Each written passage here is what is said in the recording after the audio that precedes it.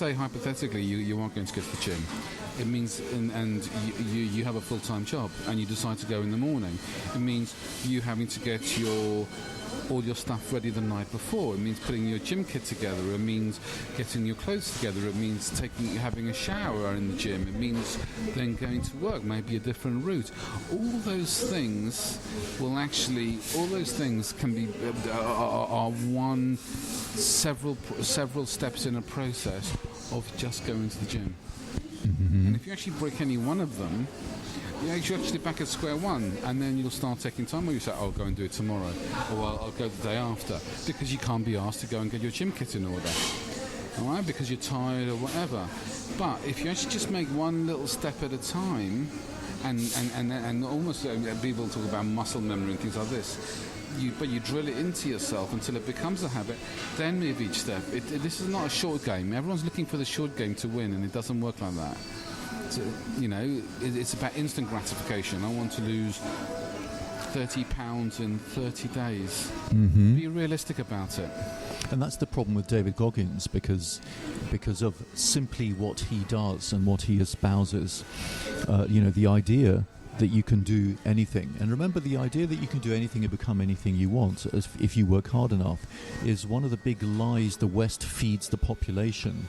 And the answer is, of course you can't. You are who you are.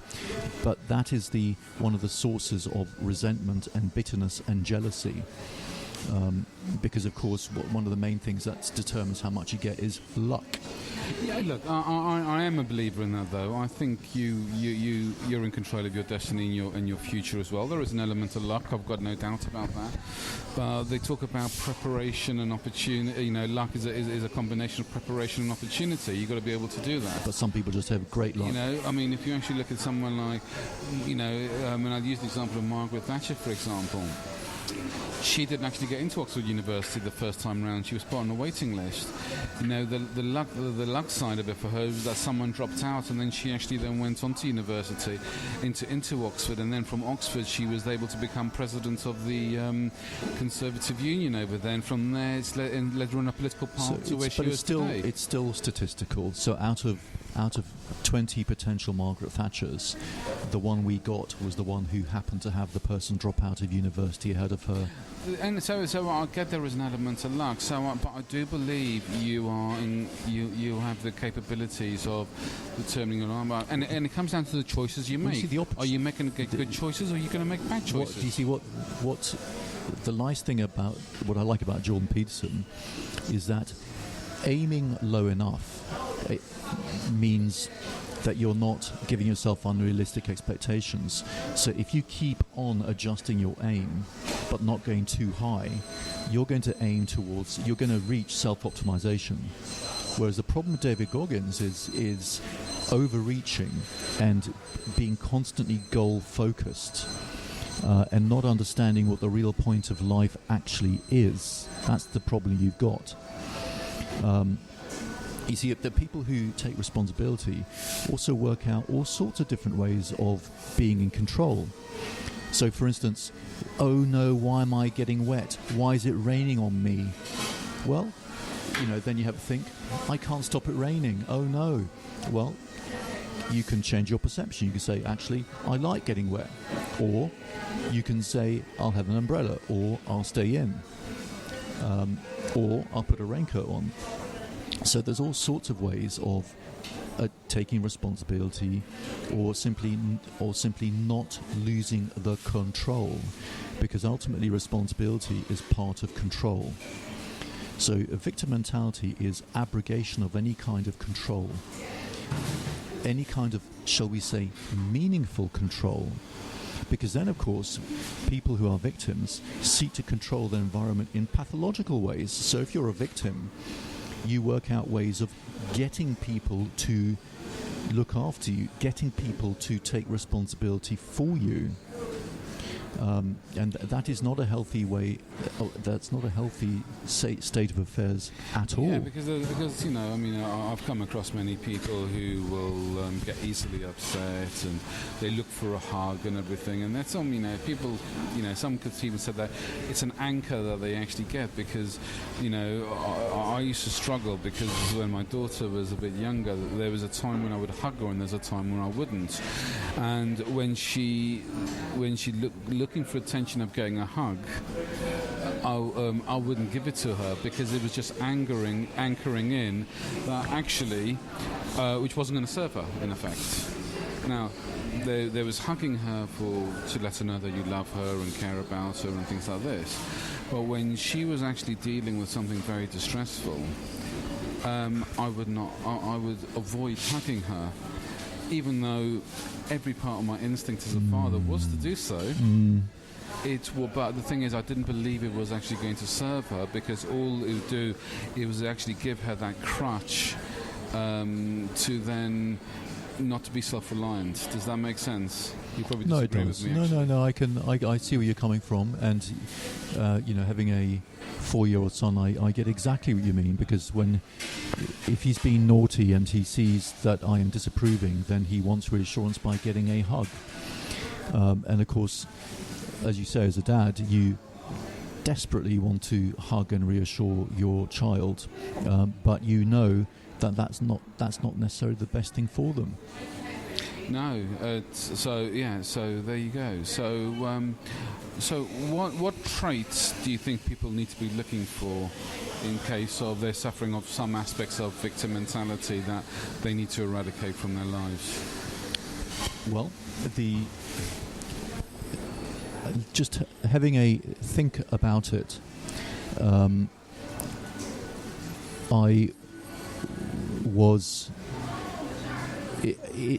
it is about taking healthy control versus pathological control. And I think thinking about it very carefully, that is exactly what a victim mentality is, because we all need to reduce our level of arousal. It's just how we do it. And as I say, instant gratification is just pathological anxiety reduction. So I'll give you another example. One of my patients yesterday, she was treated very, very unfairly when she was a child, and bullied by members of her family.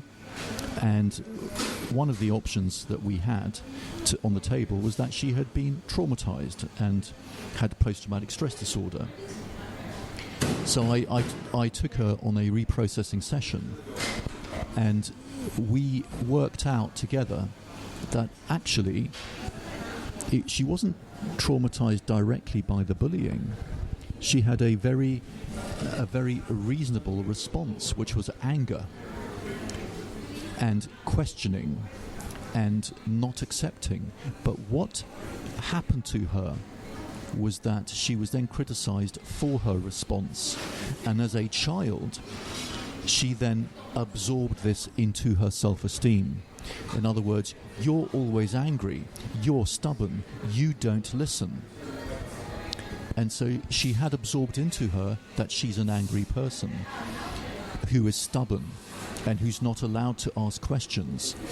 And so now, in her throughout her adulthood, she's been responding to any kind of frustration by automatically getting angry because she's an angry person. Because it's not okay to ask questions. So that was her pathological way of controlling, by instantly flaring up into anger. And she worked out during the reprocessing that it's okay to ask questions. And then, of course, we looked at other strategies that she can apply to whenever she's unhappy. So that worked out very well. So I think the most accurate way of victim mentality is pathological taking of control, one of which is avoiding responsibility. Okay, we've talked about that, but what are the signs? So there's signs like you blame others. Oh, I see.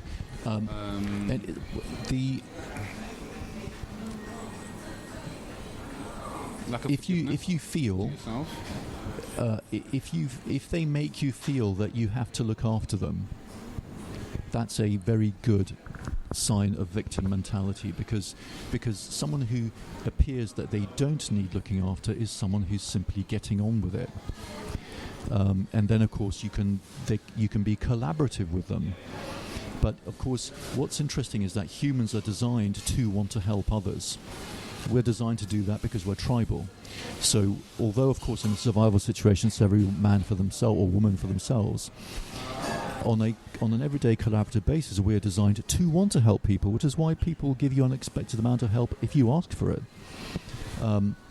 So if you find your... But the thing is, actually, I want to jump in there because I have come across people who do seek help, but the thing is they constantly seek help. They're not because the thing is, because they're not willing to take a level of action or responsibility or accountability. But that's exactly the point I'm making. So they'll keep on finding people asking for help, but they'll go to different sources all the time. Ultimately to hear what they think they should hear, because even let's say you go to person A, to one person, there's a point where they'll keep going back with the same problem, and the other person who's actually willing to help them is going to get tired of it. Mm-hmm. So they'll keep on moving around to others just to almost reinforce their victimhood, I suppose, is the best way I can put it.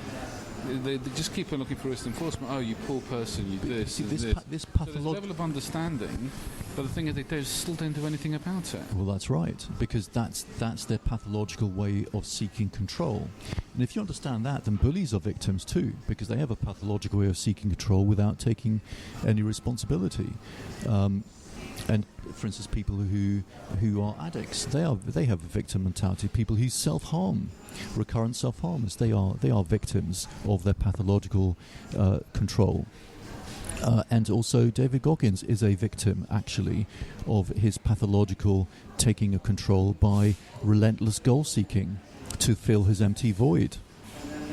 So there is the danger of having him as a role model. He's actually a victim. Yeah, I've got to say, I'd like to dispute that one a little bit. I think he's searching. I don't think it's... but that's the point. I don't think it's the victim mentality. Without forgiveness and acceptance of himself, then forgiveness of others and acceptance, he's a victim. He's not blaming. He's not... He is taking responsibility. Blaming is part of not taking responsibility. It's not all of it. It's a side effect. He's taking responsibility. It may not be the right channel, in your opinion, but he's doing something pathological to move forward. Okay. Well, that's why I'm saying he's a victim of his need to fill his void. Mm-hmm. But he's not a happy, content person. Okay. And someone who takes genuine control to move forwards with responsibility is happy and content at least some of the time, because again, we're all human and we're all driven by our need to reduce our arousal and anxiety. Okay. Well, thank you very much for listening. I think we're going to actually leave it there today, because it's easy to actually get started and go off in another direction. But please let us know if what your thoughts are on being a victim mentality, and if you any ideas how to overcome them, we'd love to hear from you. Thank you very much. Thanks for listening. Bye-bye. Bye-bye. Bye.